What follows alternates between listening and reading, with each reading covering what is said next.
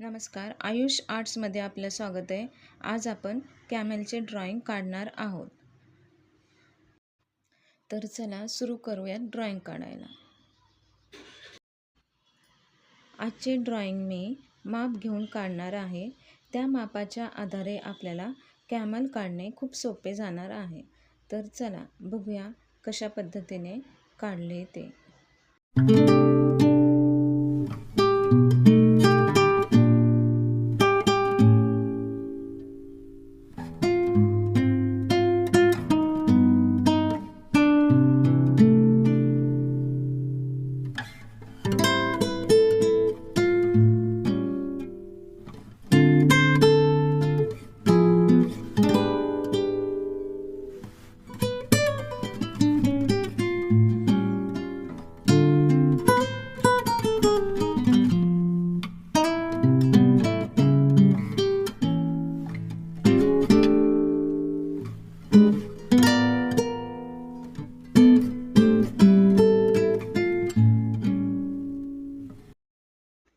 कॅमल काढण्यासाठी आपण 10 इंचाची मधली रेष काढून घेऊयात. नंतर 4 इंचाचे अंतर घेऊयात आणि त्याच्यामधून मधली रेष काढूयात आणि ही मधली रेष 10 इंचाची काढूयात. असे व्यवस्थित अंतर घेतल्यानंतर आपण पुढचे ड्रॉइंग काढायला घेऊयात. नंतर उंटाचा चेहरा काढण्यासाठी आपल्याला गोल काढायचा आहे. तो गोल घेण्यासाठी आपल्याला 2.5 सेंटीमीटरचं अंतर घेऊन पुढच्या बाजूला गोल काढायचा आहे आणि त्याचा चेहरा आपल्याला तयार करून घ्यायचा आहे. आता आपण हलक्या हाताने ड्रॉइंग करायला सुरुवात करूया.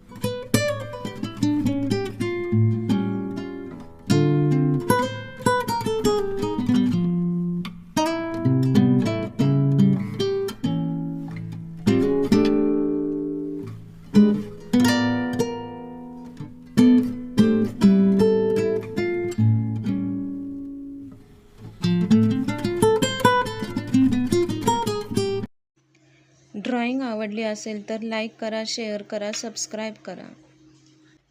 थँक्यू.